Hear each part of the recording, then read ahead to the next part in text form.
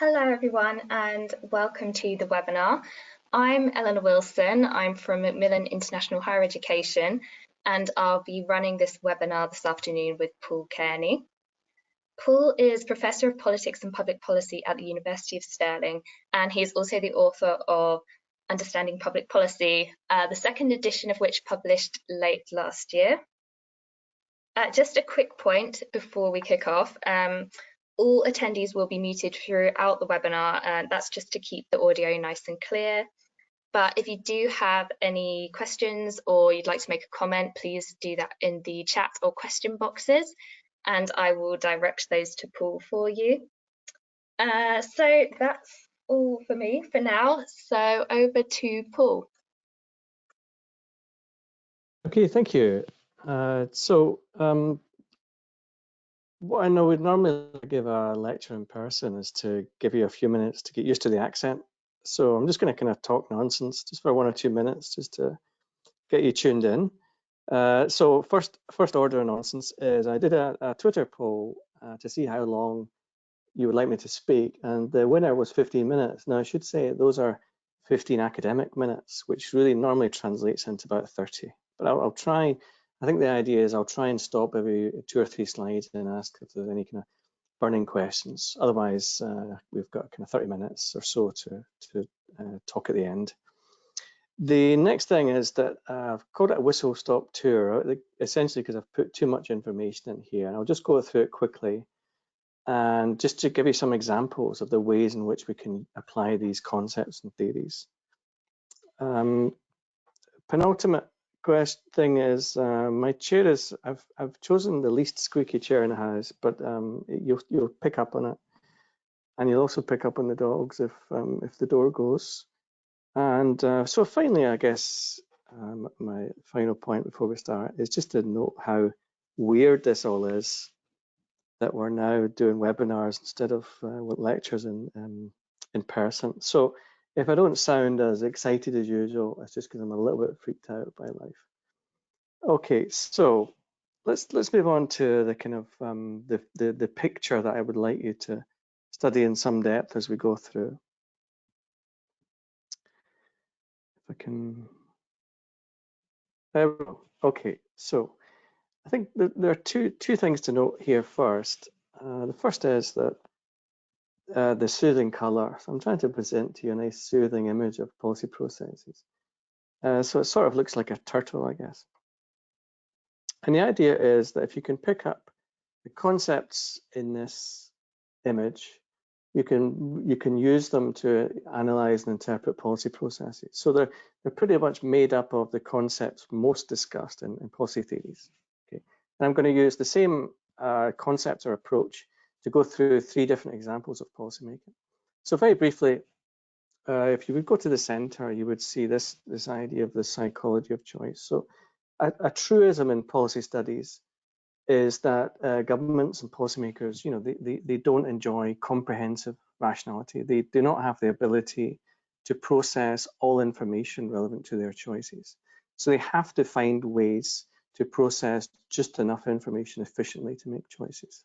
And I'll talk about that in a few ways throughout the webinar. Okay, but in short, you know, the kind of pejorative distinction is between rational and irrational ways, where the rational is they set goals and identify who provides the most useful information, and the kind of ill-described irrational way is to go with your gut or use emotions or habits to make efficient choices. So when you focus on psychology, you essentially say that policymakers have a very limited knowledge of the world in which they operate and a very limited knowledge of the problems that they're trying to solve.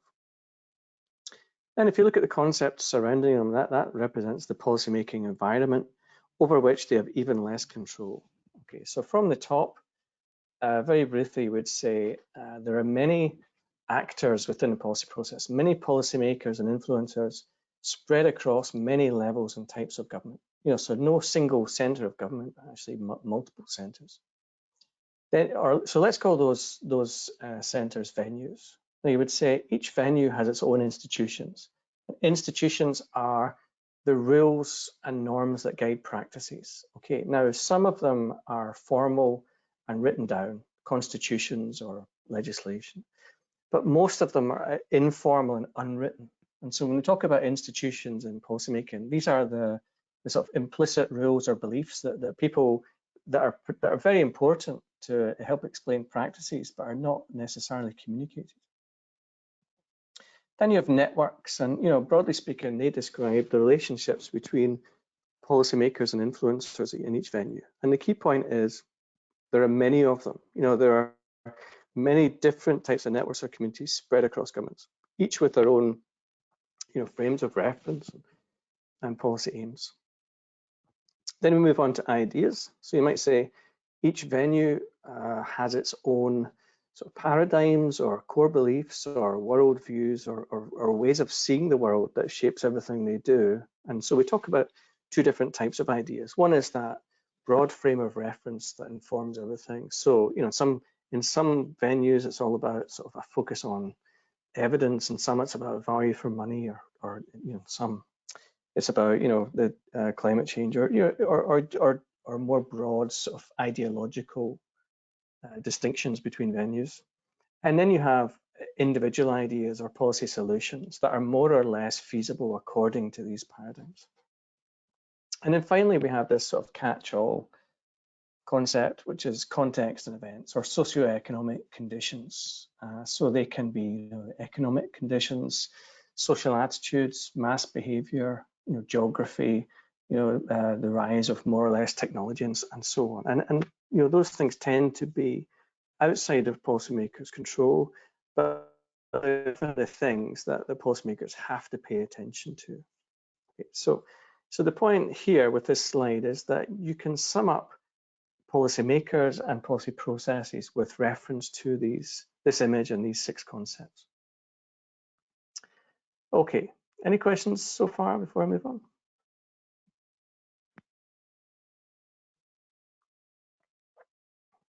I think everyone's good with that one, Paul. Okay, good. All right, long may it continue. Clear to move on. Okay, so here are 3 quick examples that I'm going to go through. And the idea is that they're all very different types of case studies or examples, but you can use the same concepts to analyze them. So the 3 I'm going for are, we begin with this idea of the UK taking back control after Brexit, which when I designed this talk, Brexit was all we were talking about. It just seems very, very long time ago. Okay, but there you go, taking back control. The second one is this idea of evidence-based policymaking, and the third is this idiom, prevention is better than cure, which kind of describes government aims to sort of prevent problems before they become too severe. So let's go through each of those 3 in turn. So the first is this idea of government control. Now, the reason I would focus on this in particular is that there's a huge contrast between the rhetoric people use about government control and the sort of language you find in policy studies. So you can find this rhetoric in examples of, like the UK Brexit debate. There was a lot of focus on taking back control of, re-establishing the sovereignty of Parliament, but more importantly, re-establishing the ability of our UK central government to make choices that would not be overruled by a supranational body. It's also a wider feature of so-called majoritarian governments, or majoritarian systems rather, such as the UK, in which the idea is that policy making is highly centralized and made in a top-down manner. Now that contrasts with almost every theory that I described in the book. And I should at this stage apologize for listing some competing books, okay, but the other books are available. So in this one, we use this phrase multicentric policymaking, which kind of sums up what I would say most policy theories talk about, which is this diffusion of power across political systems, rather than the idea that there's a single central government or small number of decision makers in control. Now, a way of describing that would be in relation to the logic of policy communities. And this was a phrase that I would associate with Jeremy Richardson and Grant Jordan. So they had this classic book, Governing Under Pressure, that they produced in 1979. Now that's important because they produced it just before the Thatcher government came into power. Now this isn't exactly how they would describe things, but this is me trying to sort of provide a kind of a relatively formalized account of what they are talking about, or how they would explain the lack of central control within a political system, even if it has this image of central control. So you would start off with the size and the scope of the state. And normally if I talk to students, I would say, tell me an aspect of your life that does not involve government in some way. And it's very difficult to come up with them because the size of the state and the scope of the state in countries like the UK is massive, to the extent that it can be unmanageable by a small number of ministers. So they have to deal with that unmanageability. The way they deal with that is to spread power across sectors and subsectors. So a sector would be something like health, and a subsector might be something like mental health or public health. Or a sector might be education, a subsector might be higher education or schools. Then ministers, to all intents and purposes, ministers ignore almost all of the issues for which they are notionally responsible. They just don't have the ability to pay attention to them all. Instead, they delegate most responsibility to people like civil servants at relatively low levels of government. Those civil servants form relationships with other participants, such as interest groups or professional groups or other parts of government. And they often form strong relationships based on the benefit of following, so-called rules of the game, developing trust between each other, and having kind of shared frames of reference about what problem they're trying to solve. And I think in modern times, you would associate the idea of a policy community with the idea that there's a kind of notional shared frame of reference, and most people involved, sort of know the rules. Now, if that were to be true, you would say that most policy is processed in those policy communities out of the public spotlight and out of the eye of ministers and out of the eye of MPs. So their big thing was, post-parliamentary democracy at the time, but it really was related to this idea that there is no ability of an organisation like Parliament to scrutinise government in this way, because so much of it takes place so far out of the attention of ministers. Now that, I think, is a great example of a way of thinking about policymaking that is sort of almost the polar opposite of the way we tend to discuss British politics and focus on the relative control of a very small number of people. Okay, now to put that another way in terms of the concepts we started with, you would say, okay, well, you have ministers notionally at the heart of this diagram making choices, but essentially they're making the choice to ignore almost everything. And the consequence is there are many policymakers and influencers spread across levels of government. They each develop their own rules and networks. They each have their own frames of reference, and they each respond to different contexts and events. So that this looks like a singular process on that diagram, but it actually describes a huge number of individual processes that add up to this image. Okay, any questions on that so far? Yes, I have one question from Stephen Silver. He says, in the middle of the discussion between rhetoric and knowledge when making a decision, what or how do you think the agenda setting process is? Okay, well, that's a good question. So often agenda setting would be associated with a policy cycle, a series of stages in a policy cycle. So if you bear with me, I'll go on to that. I'll go on to agenda setting in a few slides. Okay, so I guess I can move on. Yeah. The second example is, so sometimes there are lots of ways to ask this question, but one of them is, why is there no such thing as evidence-based policymaking? Now, lots of people describe their hopes for evidence-based or evidence-informed policymaking, and also describe their sort of disappointment when it doesn't happen. Now, I think one of the benefits, or the notional benefits of policy studies, is if you accept the insights in the book or those theories, then you wouldn't ask yourself anymore, why is there no evidence-based policymaking? Because you wouldn't expect it in the first place. So there are three sort of general explanations I would give for this lack of a sort of an ideal type. The first is that in practice, it's very difficult to pin down what evidence is and what counts as good evidence. So I've described it here as policymakers having different ideas about what counts, but really lots of people within research and across disciplines and within or outside government have very different ideas about what counts as good knowledge or good evidence. And if that's true, and there are many policymakers spread across levels of types of government, then you would expect at a minimum a lack of agreement or a very complex picture of the ways in which people understand and use evidence. So that would be the first explanation. It's just not as simple as saying that we know what good evidence is and therefore we know if it's being used or not. The second explanation comes down to that, that circle that I was talking about, the psychology of choice. So, to all intents and purposes, everyone is subject to this concept of bounded rationality, and everyone essentially has to ignore almost all issues all of the time. And policymakers are no different. So they come up with two ways to make choices efficiently by finding ways to ignore almost all evidence. Okay, so I think this is just a nice way of thinking. People are not looking to fill knowledge gaps. They're looking for ways to ignore almost all of it. And they do that in two ways. The first is they set goals and identify the best sources of information. So often that is, they rely on particular forms of expertise, and therefore they exclude most other sources of knowledge. And the other is that they go with their own gut, or they go with habit or emotion, or they use their beliefs as shortcuts.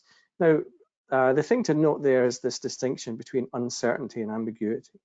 Uncertainty is when people don't have enough information. So you solve that by providing more information, more knowledge. But really, politics and policymaking is about power, the power to reduce ambiguity. Now, ambiguity is the ability to interpret a policy problem in 101 different ways. And people exercise power to focus your attention on one way at the expense of all others. In the kind of classic discussions that I would talk about, the big shift in tobacco policy was when most policymakers understood it as a public health problem rather than an economic problem. Now, those types of decisions influence or even determine the demand for information. If you think tobacco is an economic problem, then you're looking for information on how best to promote trade, for example. If you see it as a public health problem or a global pandemic, you're looking for the best ways to reduce smoking. And it's that process to reduce ambiguity that influences the demand for information in the first place. So, in sum, people ignore a lot of evidence because it's not relevant to the way in which they interpret the policy problem. Third, and what I should say here is don't be intimidated by the production values here.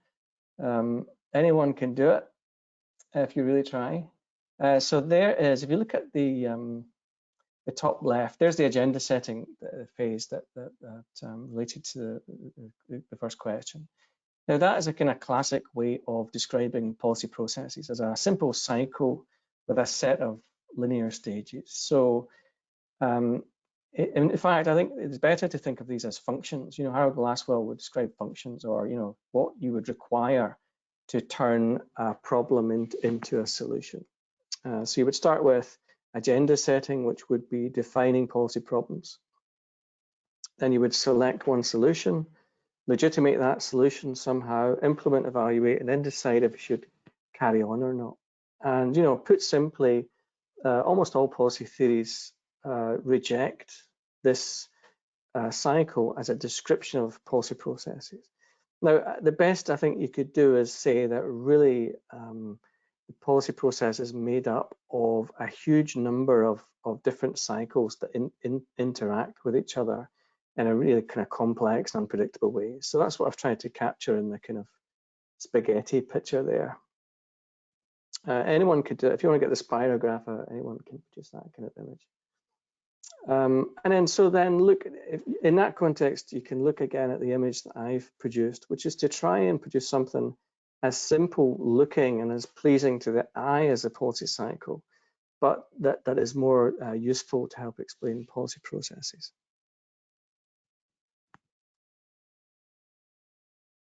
Okay, so any questions on that side of things?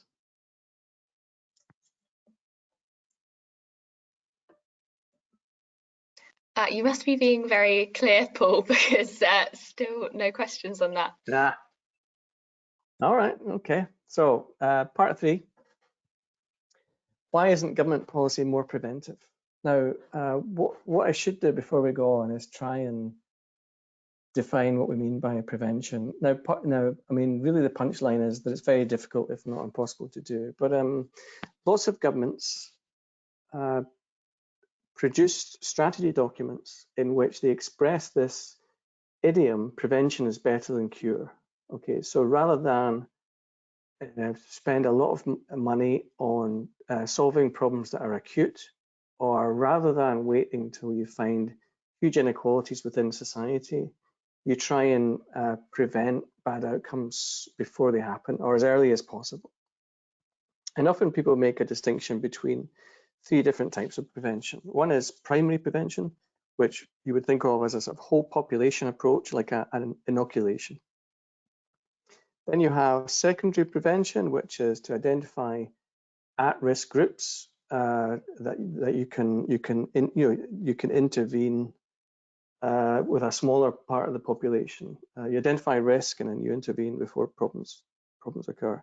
And the third is tertiary prevention, where you're talking about you've identified groups that are already facing harm, and you're trying to mitigate or prevent further harm. So the 3 different sort of types of prevention on a notional continuum. And some people kind of use a kind of unfortunate metaphor of a cliff edge. You're much better to put up a fence at the edge of a cliff than to send an ambulance to the bottom. Okay, so lots of governments. My colleague, Dr. Emily St Denny, and I focused on UK and Scottish government strategy documents where they would make great play of this idea that their approaches were increasingly preventive. But what we tended to find was that they didn't really get beyond the strategy side. When they tried to make sense of prevention, things were much less straightforward. So the way we sort of make sense of that is with reference to a comparison between the relative success of tobacco control in the UK and the relative lack of success with prevention policies.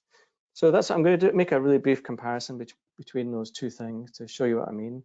And I'm going to use this lens of a question that people often like to ask, which is how can my evidence win the day in these debates? I think lots of people in some disciplines or in research, that's really what they want to know. How can I win with this evidence? And then we can finally relate this explanation to the concepts that I'm encouraging you to focus on each time. So what is successful about UK tobacco policy? So there's this another, again, apologies, this is not, this is off brand, but there's this great book, Great Policy Successes, that's worth chasing up, open access. And so my chapter in there is on UK tobacco policy. And there are 3 measures here of what it means to be successful. They use throughout the book. The first is programmatic. So that simply means, in this case, that there's a comprehensive package of policy instruments that are dedicated to tobacco control. Now, the argument here is that people have a rough idea of the types of policy solutions for tobacco that work, but they don't exactly know their independent effect. So the way to deal with that is a comprehensive package, as a ban on smoking in public places and advertising and high taxes and such like. So the UK is successful in that it has adopted all of the recommended policy instruments. It's also sort of successful in terms of process elements, although I put a question mark here because you would say this is about success in terms of the process and the engagement of stakeholders. And I think policy in this field is characterized by high levels of satisfaction among some stakeholders, increasingly in public health, whereas there's low satisfaction with people who oppose policy. So there's a kind of question mark there. But then there's clear political success in that these measures are increasingly popular over time, or they're opposed less over time, and they're cumulative. So another government comes in and it either does not reverse previous policy or it adds to it. And it's hard in the UK, at least, to imagine U-turns on this policy. So these are kind of measures of relative success in tobacco control that we can compare with prevention. So what makes prevention less successful? Well, and if you refer to those three categories, with prevention, this is mostly about high-level strategic documents rather than a package of policy measures that I described in tobacco. In terms of process, because it's such an ambiguous policy aim, it's very difficult to know exactly who stakeholders are and how they're spread across government. And in terms of political success, what you tend to find is this cycle of initially high commitment and then low follow through and disenchantment. So this is the sort of distinction that I'd like to encourage you to think about between a very specific aim like tobacco control and a very broad aim like prevention. And you can, if you think about how evidence would fit in there, how it would win the day, you would say there are three conditions that would help explain why evidence contributed to tobacco control, but it's much less easy to pin down with prevention. So the first condition is use evidence to persuade policymakers to pay attention to and shift their understanding of policy problems. So with tobacco, that was a big feature of the post-war period, but in particular from the 1980s onwards, there was an accumulation of scientific evidence on the harms of smoking and secondhand smoke that contributed to policy change over the years. Whereas in prevention, it's much more difficult to point to a specific body of evidence that contributes to a specific framing of the problem, because that framing is too ambiguous. The second condition is make sure the policy environment is conducive to policy change. Now that's in reference to those 5 concepts that surround psychology of choice. Now with tobacco, you can see major changes from the 80s. So the key changes in terms of you would say actor venues relates to the Department of Health becoming more and more central to policymaking. And if you imagine, that would mean that the rules it would follow and the networks it would form would be very distinctive. It would follow rules in terms of only trying to find solutions that help reduce tobacco control. And it would talk about forming networks only with people committed to reducing tobacco control. And in fact, tobacco is characterized by a formal commitment not to include tobacco companies in consultation. And then you would say there are key context and events factors that help reduce, that help sort of promote tobacco control. So that would be a reduction in the number of smokers, a reduction in the tax contribution of tobacco to the exchequer, and a reduction over time of opposition to tobacco control. So all these things suggest that the policy environment is conducive to policy change. Now, in comparison, it's very difficult to identify a policymaking environment with prevention. There are a huge number of people potentially involved. There's a sort of proliferation of rules and interactions between rules and networks. It's hard to find core ideas or dominant ideas within government, and it's very difficult to know what contextual factors would change to encourage policy change. So it's just a much more confusing process in those terms. And then finally, if you're a fan of Kingdom, this is a kind of multiple streams type of explanation. In tobacco, people or policymakers have exploited separate windows of opportunity. So there's essentially a window of opportunity for policy change for each policy instrument. So so it was taxation from the 80s and from the late 90s. It was smoking in public places in the mid-2000s. It was sort of advertising bans from the early 2000s and so on. Okay, there's a series of policy changes that accumulated. Now in prevention, there's a much more of a tendency for there to be a window of opportunity for the idea, for the idea of introducing preventive policy strategies without the follow through, without the accumulation of different instruments. Okay, so to sum up, I would say you have three examples there, and you have one approach to policy studies or concepts that can help you think through those examples. I won't go through them again, but I'll just say that the book presents this image as a way of understanding policy processes. But I should say it's also about many concepts and many theories using these ideas and more ideas in different ways. So bear in mind, I've presented you one story of policy processes based on my understanding of the literature. But if you go through each of the theories in turn, you'll find that lots of people provide different kinds of stories or different words that I haven't presented here. So there are terms that people would put in, like agendas or power or coalitions and such like, that you could use to present another story. But I'm pretty confident that this is largely a question of interpretation and the kind of coherence of concepts rather than very different ideas about how processes work. Okay, so that's me. The rest of the time is for questions. Yeah, we do have quite a few questions coming in. Let me just see. Okay, so Charlotte Hummer asks, what can you do if the environment is not conducive to policy change when you are critical of government policy, for example? Okay, so I mean that's a good question. I mean I think I don't want to be sort of flippant about this, but I think one answer is to manage expectations about the extent to which you can change policy if you're critical of it. So the example of tobacco policy changes is a very instructive one because it's often produced as a model for a successful policy change. If you look at policy in the 80s compared to now, it's phenomenally different. There's just no similarities in policy. But the key point there is it took 2 or 3 decades for that to happen. So the people involved are engaging for the long term. They're producing evidence, or they're lobbying, they're forming relationships and such like. They're trying to understand the rules and engage with them, and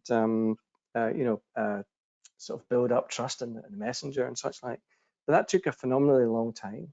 So I think the punchline there would be, unless it's a very unusual case, one solution is to engage for the long term, rather than expect something quick to happen.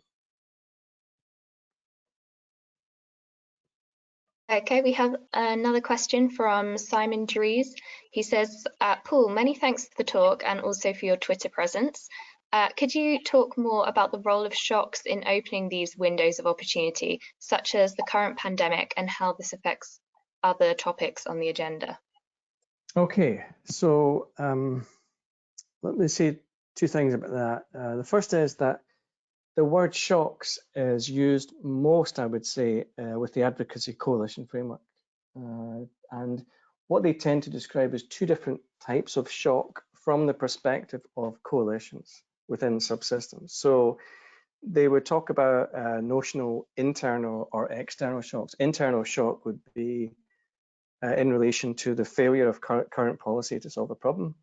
And an external shock would relate to something outside of the subsystem, which changes it fundamentally. So I would say in those terms, the impact of the coronavirus has been to provide shocks in a huge number of subsystems. Probably it could be an unprecedented amount of policy areas or communities that are affected by coronavirus in some way. The second answer, I think, is that I honestly don't know yet what the impact of coronavirus is on UK policy. So it's something that I'm working on just now. I'm trying to write up a paper that simply tries to understand coronavirus policy through the lens of policy analysis. So I mean, I've got up to, I think I've got up to step 3 or 5. So kind of as soon as I have that, I can share kind of initial thoughts about what the impact is.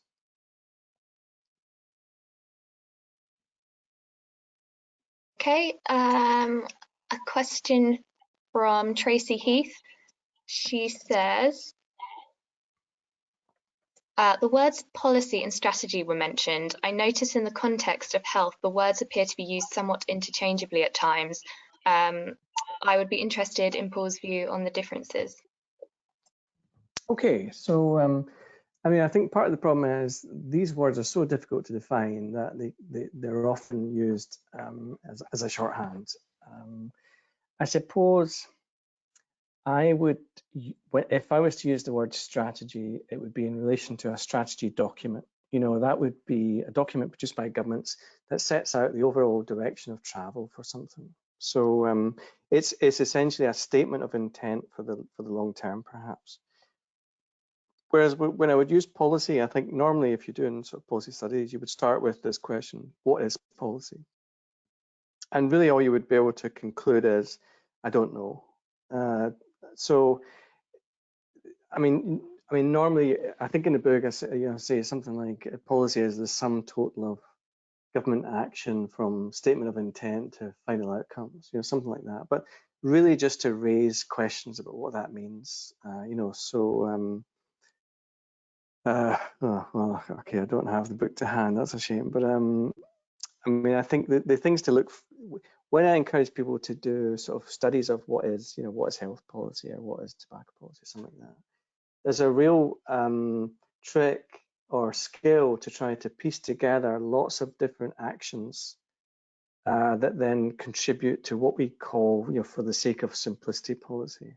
So in that sense, tobacco policy is a dozen measures, something like that, from taxation and regulation, health education and such like. With if you go back to that question about corona, what is coronavirus policy? Well, it's this huge collection of lots of different measures, some of which are written down and well known, but many of which are not written down and are made as they're delivered. Okay, so I guess I would say in policy studies, whenever you see the word policy, you're thinking, well, I have to have a discussion about what that means and what it means in practice. And with strategy, I would use it as something much more specific to refer to, a statement of intent. Okay, a question from Tara Lamont. She says, do you think policymakers consistently underestimate public reception to radical change? Tony Blair, wary of public ban of smoking because of the nanny state, but was fairly readily accepted. And linking that to current fears about initial resistance to the lockdown. Okay, yeah, those are two good examples. Yeah, well, I don't want to do down governments too much because I think they had, in both cases, I think we had legitimate concerns about what they could expect. So if you go through them in turn, when governments try and work out, what notionally is public opinion about something, they know that there are different ways to measure and present what public opinion is. So the comparison I like is between how the Scottish and the UK governments dealt with it in the mid-2000s. The Scottish government produced a massive consultation to find out who was in support of a ban on smoking in public places, and it found that a majority were in favour of a fairly comprehensive ban. Now, that is partly because you would expect those kinds of results from a consultation compared to an opinion poll, because people that reply to consultations are much more self-selecting. What the UK government did was say they were polling people consistently and finding that they were notionally in favour of smoking ban indoors, but most people were against the ban on pubs and clubs. So I would say if you were being kinder to the Labour government at the time, they were trying to, or at least the Labour Party, they were trying to get ahead of public opinion on the assumption that public opinion would change when the legislation was in. I mean, there's an interesting kind of backstory there, but it was actually part of the explanation for why things went relatively quickly in the UK was there was a free vote in Parliament that allowed the Labour Party to vote for something that Labour ministers were a bit more reticent about. But I would say the UK government were still one of the first to adopt those measures, comparatively. Now, I think things seem different right now with coronavirus and the extent to which governments think they can regulate social behaviour. Now, I think that's still an open question. I think the concern expressed at the time was that it was hard to envisage in February this year that the UK government could make people wash their hands, stay indoors, and accept that they were having to stay indoors for long periods of time. That could include months or possibly years.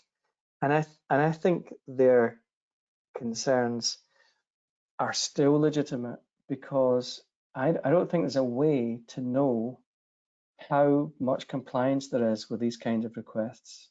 Put simply, I don't know how many people in the UK are washing their hands for 20 seconds consistently, and I don't think the government knows. I think governments are already finding that they're having trouble simply exhorting people to stay indoors unless it's necessary, or there are huge inequalities in the ability of people to do so, and there are huge inequalities in the willingness of people to do so. So, I mean, I think my impression, which I'll write about a bit more, is that they only really thought that it was possible to have a lockdown in the way we're seeing mid-March, partly because it had happened in Italy and Spain, and the kind of the direction of travel had changed very quickly.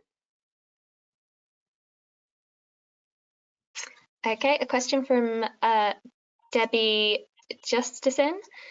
She says, how big of an influence / impact do you think the media have on policy analysis or policy issues? Oh, that's a good question. I mean, I suppose the honest answer is I'm not sure. If my cop-out is to say the chapter that talks about that the most is chapter 9, which is punctuated equilibrium. So that's always been a big feature of the work of Baumgartner-Jones. And what they tend to do is track a whole series of measures. So one of them is public attitudes or public attention over time. The other is print and news media attention over time. And the other is policy change over time. And what they tend to find is a fairly decent relationship between levels of public and media attention and levels of policy change. So there's clearly some kind of relationship, but it is not necessarily one way. So, for example, media attention often focuses on what governments are doing rather than prompts governments to do certain things. To get beyond that kind of very general answer, I would say what you might expect is media influence to be disproportionate, or for policymaking attention to be disproportionate to public pressure, media pressure. So, I mean, one thing that they tend to find is that policymakers will pay attention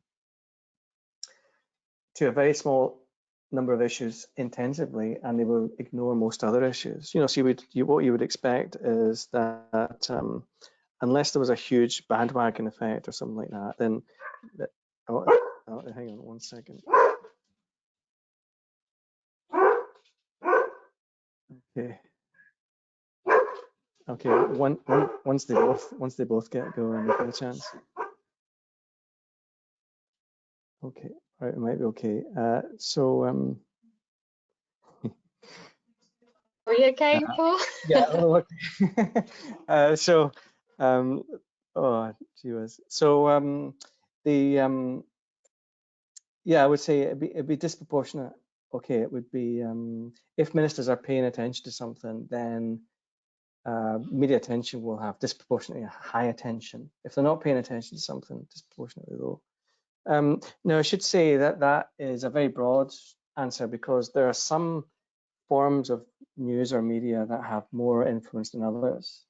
Now, I don't want to exaggerate particular ones, but I just remember I did this case study once of UK mental health policy change, and some of the interviewees said that ministers, this is back in the Labour years, ministers paid hugely disproportionate attention to anything written in the Daily Mail. That the Daily Mail used to present mental health in terms of dangerous people with personality disorder. And whenever that would happen in the Daily Mail, ministers would be really sort of jumpy about policy reforms that were relatively progressive. So I would say that I suppose my answer, my cop-out answer would be, we only know in kind of really in-depth case studies like that what the specific role of specific media organizations tends to be.